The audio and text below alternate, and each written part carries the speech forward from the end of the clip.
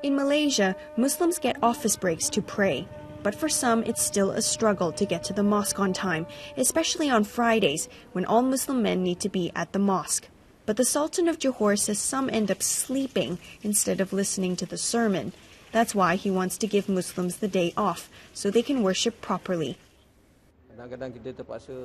Most of the time, it takes me an extra hour to get to Friday prayer. I have to get my son from his school to the mosque, and then I have to rush back to the office. So I think the switch is a good idea. Johor used to start its weekends on a Friday, but it was changed 2 decades ago because state leaders didn't want Johor to be out of line with international markets, and it has paid off.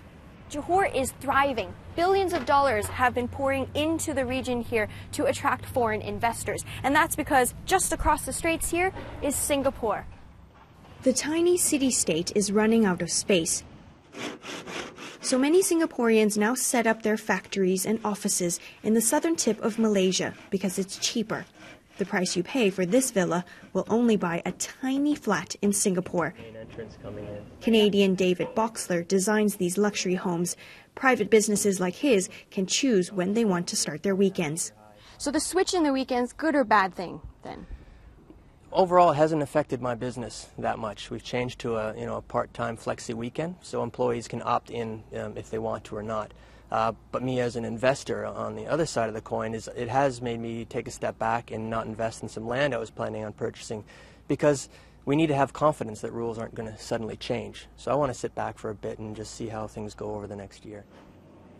It's a bigger adjustment for his staff. Linda Hamid has chosen to stick with the regular weekend.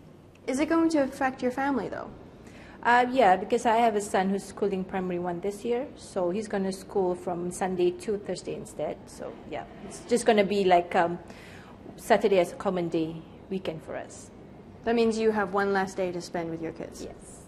Malaysians and businesses are willing to make changes, but it's not clear what the real cost of the weekend switch will be in the long run. Jennifer Pak, BBC News, in southern Johor State, Malaysia.